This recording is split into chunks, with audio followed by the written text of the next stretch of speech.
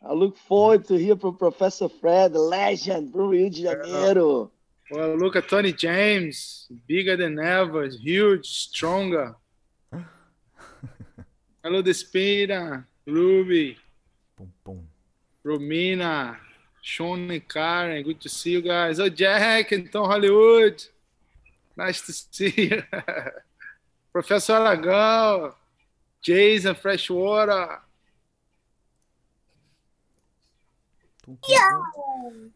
Professor Pedro Dornelles. Alrighty. Professor Betinho. Fred. Hello. Your friend. Hello, Benji. Okay. Good to see you all, guys. Alrighty. Well, Professor, let's kick things off. Before I welcome you and you can say a quick hello, I'll just remind everyone, guys, the whole time through the interview, if you want to ask a question, whether you're listening on Facebook, YouTube, or here in the Zoom meeting with us, you can just send me a message in the chat and I'll try to slip it in. That's all I have to say. Other than that, make sure your questions are PG, I suppose. And that's it. Professor Fred, thank you for sitting down to do an interview with us, man. Very exciting to have you here. Thanks for coming. All right, team. Thanks for coming, all of you. I'm very happy to see all of you and humbled to be here. And I'll try my best to make this half an hour or so a fun time for us. That's and it. I'll be real. Just honest answers only. Alrighty. Man, like I was talking to you in the beginning, Professor Fred, I haven't had a chance to meet you through Gracie Barra really yet. I think I've been on the same mats as you before, but never sat down for a conversation with you, man. So I'm very excited. Maybe you can begin by telling myself and everyone else here who doesn't know you too well yet, where you were born and how you began training Jiu-Jitsu. All right, guys. I was born in Brazil, of course, in Rio de Janeiro, precisely in Barra da Tijuca, where the Gracie Barra comes from. I started Jiu-Jitsu. Professor Marcelo is laughing on me already, man. That's going to be a pressure. I'll change my speaker view here. In Rio de Janeiro, in Barra da Tijuca. I was a very lucky kid, you know, coming from a very hard work family who made me a very happy kid, you know. I was born in a Disneyland pretty much. Where I born, I was able to do the most funny things, you know, and as a sports point of view, I had surfing 10 minutes walking, I had jiu-jitsu 10 minutes walking, I had a lot of, I was a very happy kid, a very lucky kid who had everything, you know, to be happy. And that's it. Rio de Janeiro, Brazil, Barra da Tijuca. How old were you when you began training Jiu-Jitsu? Well, when I was 11 years old, I got my first surfboard and I got my first gi. When I was 11 years old. That's 30 years ago. 30 years. 30 years surfing, 30 years Jiu-Jitsu. No other hobbies, just those two? Those two, yeah. I never liked those team sport too much, even though Jiu-Jitsu all about teamwork, but I never really liked soccer that much, basketball. It's a lot of animosity, you know, and a lot of screaming and stuff. I never really liked that. So, you know, people pushing each other without fighting, so let's fight on the mat. It's much better. And it's much more real. Sorry, Professor. And when you started training Jiu-Jitsu, you was it your choice? Was it your family's choice? They thought, man, we got to toughen our kid up, or how did you begin? It all came through friends. You know, I had a really close friends. One of those friends, his father, as a doctor, he was treating Renzo Gracie. I think Renzo fell from his motorbike and he had some scars in his legs. And this doctor was treating Renzo. And then Renzo spoke with the kids and the kids started and they brought me to Jiu-Jitsu. Right. And 30 years, have you ever Sorry. Please keep going. Oh, that's so good. And then that was my first taste of jiu-jitsu. Back then was real small jiu-jitsu, you know, and a few people used to get confused jiu-jitsu and judo, but yeah, jiu-jitsu is different, right? Much more complex. And that was 91 when I began. Professor Aragão, Professor Marcelo probably remember, Professor Betinho, the Vale Tudo in Grajaú, in 91. That's right there I start. Mm-hmm. And we can compare with the UX1. The whole world start getting to know jiu-jitsu. The Vale Tudo 91. That's when I first start hearing about jiu-jitsu. And it was an open channel in Globo, a big TV channel in Brazil. People punching each other, grappling, take each other to the ground. And it was very like, wow, that's all wearing Speedo back then, you know, blood everywhere. And it was like very interesting. Is that what attracted you to jiu-jitsu, the connection with mixed martial arts, Vale Tudo, these things? It was, but mainly through the friends. You know, a few friends was there. I knew those guys were nice. They were clever. They were fit. They were good people, you know. And then I said, well, I'll try. And to be honest, you know, all the moms and dads listen to this. I was I had a lot of lack of attention at school as well. I still do, you know. But jiu-jitsu helps me a lot with that. Lack of attention, man, I couldn't pay attention. I was always somewhere else, you know. And I think that's why the basketball, soccer was never for me, you know. The game was going on and I was like somewhere else. and when I started doing jiu-jitsu, I said, man, even though professors talk, I'm not understanding anything, I can find myself with the flow, with the row, and I started developing my own things. And I think my window of attention is very short still. Is that something, lots of people talk about jiu-jitsu as a tool for like, you know, building and sharpening their mind. Is that something you've only realized in hindsight as you've gotten older that, oh man, jiu-jitsu was perfect for me as a kid? Or even then, could you feel like jiu-jitsu is going to help me? It's going to help me pay attention to something. No, my first day, my dad took me to jiu-jitsu and looked to the professor, slapped my face and said, man, look after this guy, you know, and that was it. That was the first day I knew already I was a different kind of kid. But I discovered something within jiu-jitsu, within surfing, that I could develop myself by my own, and that was it. And in the... So when I see a kid coming to jiu-jitsu with a little bit lack of attention, I can see myself, you know, so many years ago. And but one thing, when I like something, I had a lot of focus on it, you know. I knew all the fighters back then by the magazines, all the names, all the surfers. I knew the city they come from, the names. I knew a lot of small details, but at school, it never really attracted me that much. You know? I'm glad my parents aren't listening, because me too, Professor. Man, maybe let's talk about your relationship with Professor Marcelo. He was you were training with him from the very, very beginning, or you met later through Gracie Barra? No, Professor. Yeah, we met later. Professor Marcelo was my first brother-in-law, pretty much.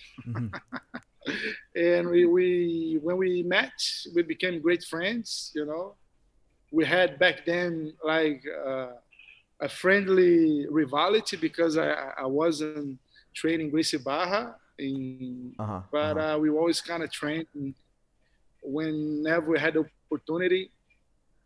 And yeah, he was when I met him, he was purple belt. I was, I think, blue belt.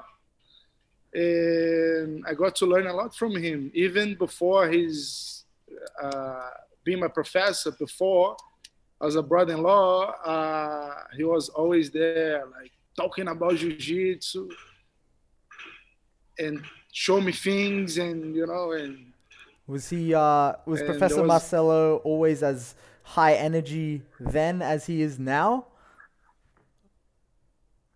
Yes, yeah, I always like to talk a lot, you know, always talking about jiu-jitsu. He's the nerd of jiu-jitsu. Even before leaving through jiu-jitsu. The only thing he was able to talk was jiu-jitsu. Doesn't care about cars, doesn't care about anything else, just jiu-jitsu. And this was, you met back in Brazil before you came to Australia.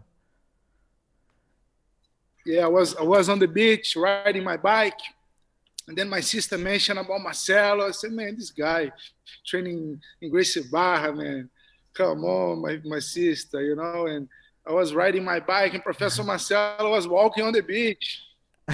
And when I saw him, I said, man, I think that's the guy my sister's dating. And he was big, he was very fit back then, you know. I said, man, this guy's bigger than me, I gotta be a friend of him. and that's it. That's it. Bigger than me, higher belt than me, you know. I better be friend. Yeah, I better be friend. I have to be careful, huh? Was there ever any animosity between you sparring on the mats, hard rolls, or it was always friendly? No, never. Always friendly. He always squashed me. Yeah, and he was always more focused than I was, and on jiu-jitsu, because I had my surfing, you know. I was that party guy sometimes. I had surfing, I had my party, I had jiu-jitsu. So many things in Rio de Janeiro to do, and that was a little bit hard to focus, you know, in jiu-jitsu. And today I can see much better. Sometimes we try to do so many things, and we can't get better in one thing, you know. It's something that I said in our belt ceremony here. Man, those kids nowadays, they do so many activities. Try to pick one or two, and then you focus on those one or two. Otherwise, you're gonna be like, you know, like my father used to say, like, you're gonna be like the duck. You can't walk, you can't talk, we can't do anything good.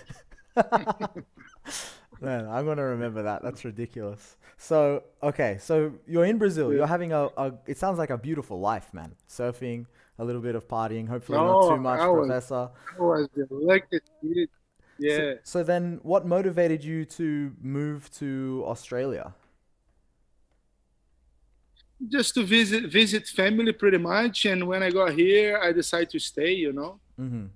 I decided to stay because, well, I saw a great opportunity to make a living and living in a great place. And that's what makes me. Sorry, please keep going. No, well, when I see here, man, Australia. The first day I was watching everything, I said, "Wow, man, the streets are very clean. Everything's very organized." And when I see Professor Marcelo doing business wearing flip-flops and board shorts, I said, man, that's what I want for me, you know, that kind of lifestyle. And he didn't let me train for my first 2 or 3 weeks because I didn't have private insurance. I was so keen to train.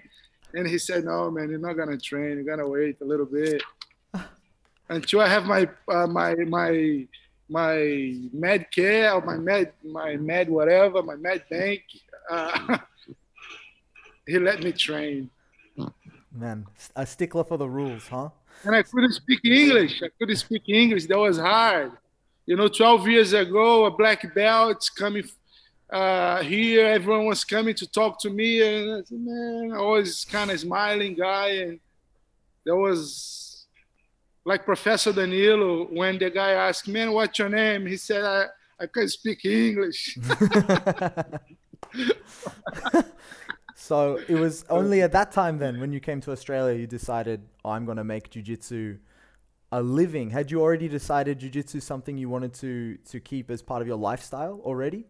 Or was it kind of like something you had just kept as a hobby, and then it was only really coming to Australia is when you thought, no, this is it. It's my lifestyle. It's my life. It's my living. Yeah, when I was 15, 16 years old, I had a break from jiu-jitsu because I started working with my dad, you know.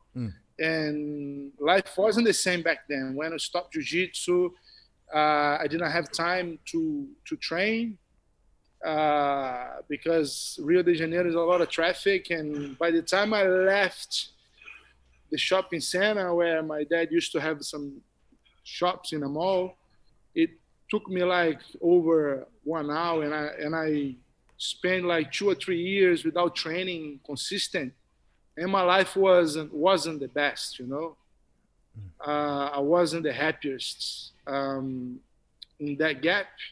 Then I realized, man, and everybody that I saw at, you know, all my friends that I used to meet around, they said, man, we miss you so much at the training. And they always the jiu-jitsu always there for me, you know. And then I realized, man, I really need that to be happy, you know. It was so would you say it was the community that kind of pulled you back in and kept you close to jiu-jitsu more so than, you know, the interest in MMA and Vale Tudo and fighting? Yeah, the environment. Yeah, the environment, also the loyalty, because I had a lot of opportunity to train somewhere else, but I couldn't do it. I don't know. I couldn't do it. Something wrong there, but I couldn't do it. I couldn't train somewhere else. I stick with my team, you know. I'm a good soldier, and I didn't want to train somewhere else. Is competition? Lots of students, other black belts, they mention that competition is something that really helped to motivate them in jiu-jitsu. Is that true for you as well, or was competition just something you also happen to enjoy in jiu-jitsu? The competition, to be very honest, to me, is not the main thing. I realized that after my purple belt. You know, I compete a lot as a yellow belt, orange. I got the blue belt, the purple, then I start working. But the main thing for me was the bonds, the teamwork, you know, the people we had around at the gym, the vibe, that environment, you know. That was the main thing for me, the people around, those jokes, those hard training, and the brotherhood. That was the main thing for me back then. And it's still, you know, cannot wait to get back and see all of my friends on the mats, you know, professors and coaches and everyone who come to Gracie Caringbah and GB Sydney, and yeah. That's interesting to me because I know Gracie Caringbah, you guys have produced some top competitors, right? Come out of your gym, like Ambassador, Coach Ruby. But for your students, then, what is the number 1 or 2 things you try to give them when they come into your gym? When someone turns up and says, "I want to train jiu-jitsu," what's your biggest goal? I think when I first started to teach, Nick, when I first started to teach, I was a very kind of, man, I want to make my students the best, you know. I want to make those guys the best ever. And I had that mentality of hard training all the time, 24/7, you know, when I first started. And this mentality was always on the mat, like trying to push them so hard, you know. But with the years and with the maturity, I understood that there is some people, they want be so keen to smash each other and leave the gym with black eye and things like that. And even through the Gracie Barra Jiu-Jitsu for everyone, when you get mature, we understand Jiu-Jitsu is for everyone. And if you really want to focus on the competition, you can always create a comp class, you know. So I just love to train, and I just love to headbutt each other real hard, you know, like training hard. The meaning of like Tony's there, he can tell there, Jason, but I think I got older and I got a little bit more mild, if that makes sense or not. But I used to be very hardcore with everyone in the first few years, and then after that I got a little bit more. Do you think maybe you spent too much time surfing, Professor? Sorry, let me just hang on a minute. There we go. No, sorry about that. No, I think it was just maturity, you know. You don't want to make an army, you know, like I used to think. You want to make jiu-jitsu for everyone. You want to treat that guy who work all day long, 7-8 hours a day, when they come to a class, able to train, able to enjoy as well, you know. And I got a guy here with 18 years old and crank your foot, break your foot, and then next day you're not able to train to work. Maybe but GB Caringbah, the training is still very hard. Yeah, the few times I visited Caringbah, I got smashed, man. You guys are tough. Maybe just before I ask you some more questions about competition, Professor, there's a question here in the chat.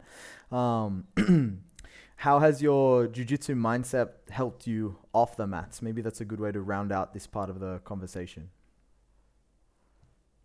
Yeah, jiu-jitsu, I was thinking about what to talk tonight and everything, and I was watching once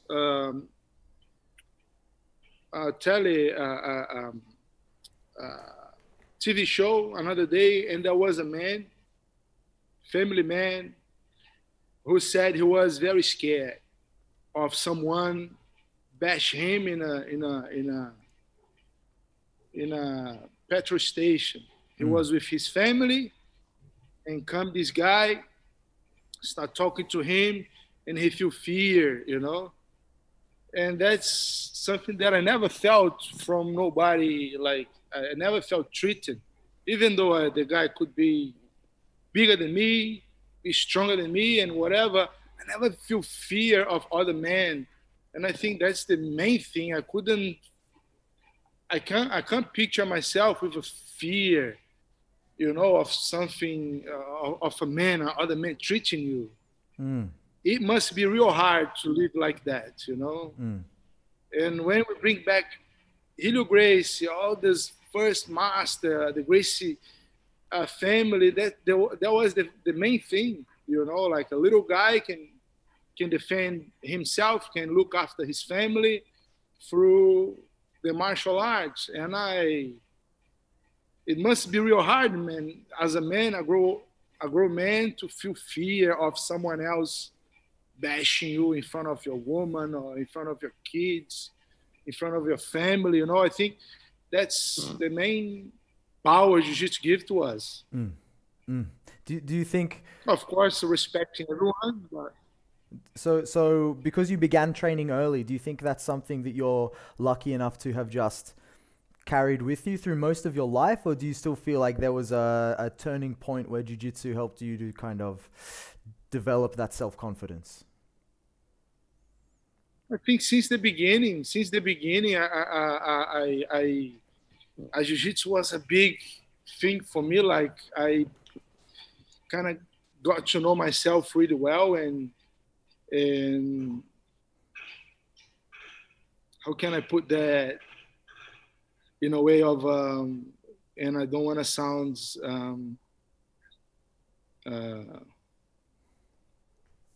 arrogant. I always smash my friends at my gym, you know, and I always felt good. And I think my confidence started building up since I was a kid. Because I was 13 training with adults, you know. I was 14 already doing well with the adults, with all the respect that I always have and I always will have. I was a yellow belt, you know, doing well with blue belts, and I think back then that something out there inside of me, with all the respect with the elders, I felt that, man, I have these, you know, I'm kind of safe. Wherever I go, I'm safe. Are you saying that? And a few competitions as well. Sorry. I was gonna ask. Used to be at my school. Yeah. Okay. I was gonna say, are you saying the secret is to just squash white belts all the time? No, you squash the higher belt. When it gets squashed, you gotta try to find a way to the next day to pay back. Sorry, I interrupted you though. You're about to talk about competition, and there's some questions in the chat about competition. Like Linda has asked if you remember and Riley, her son. When I was a kid. Sorry, go on. It's okay. When I was a kid as well, at my school, Veiga de Almeida, we had a few competitions there, and I did really well. The whole school was respecting me a lot. I said, man, that's jiu-jitsu, man. I'll never stop doing that. I think okay then, but what advice do you have then for students who can't rely on competition that way? Do you think they can achieve the same things just through turning up, being part of the community, and engaging with jiu-jitsu? I think so, because as you can see, like, we have a lot of great, how can I say that? We have a lot of, always, all the gym, you can think about it, they're always that guy who trains really well, but they don't like competition, you know? Probably Carlton has someone that is good, not smash, I don't want to sound, trained really well with everyone, but doesn't like to compete. I remember in Brigadeiro, in Rio de Janeiro, in Gracie Barra in Rio de Janeiro, there was always the phenomenon that never really wants to compete, just because, you know. Maybe we can keep talking about competition. And there's a question from Linda. Linda says, Riley wants to know if you remember your first tournament, the very first one, and did you win your first tournament? I do. I remember my first comp. That was in Barra Shopping. There was a Barra Jovem. Professor Aragão probably remember. I went there as a white belt, and I remember my dad couldn't go with me. My mom was there. My mom used to, you know, my mom is used to be very fancy hair, and she brought a fan with her. It was a very hot day, real. She was like this, very good-looking woman, and it was a very different environment, you know. And I lost. I was a white belt, a kid, and I lost, man. I was so upset. There was only one fight, but I could see, even though I lost, there was the right sport for me, you know. The environment, all those tough guys, all those big guys, and man, when I grow older, I want to be like those guys, you know. And there was a lot of names, like, I don't know if they're gonna make sense. Murilo Bustamante, Ricardo Libório, Valide, all those guys, Ralph Grace competing, Renzo Grace competing back then, and I was very lucky to be there, you know. But that was my first competition. I remember like it was yesterday. See, there you go, guys. You can lose your first competition, still become a black belt, and own a gym. There you go, the proof. Now, Professor, I have to ask, because people have been messaging in the chat constantly asking me. Professor Marcelo has asked twice for you to talk about Regina. Who is Regina? Regina was was one of my friend's mom. She used to train in my class in Jiu-Jitsu. If you picture like kids class or teenagers class, I was 11, 12, 13 years old. There wasn't a women's class back then. The the gym used to be filthy, you know, like smelly, and there was an environment for women. And she used to train in her son class. And Regina was a strong woman. And we used to train together. And I was probably the strongest guy in my class. I always trained with Regina, but Regina was 30, I was 13. And that was my main competitor, my main competition back then at the gym. Regina used to smash me. It was fun, you know, a real fit girl, a woman. Nowadays, she's already a grandmother, and I follow her on Facebook. But she used to give me some hard times. But it was always very fun, you know, training with my friend's mother, who is learning, and real strong legs. I couldn't open her guard. It was always a challenge, you know. But Regina was a very nice challenge for me as a guard pass. I think that's when I start liking to pass guard, you know. Maybe, do you think it's important to have, I mean, it's a funny story about Regina, but maybe, do you think it's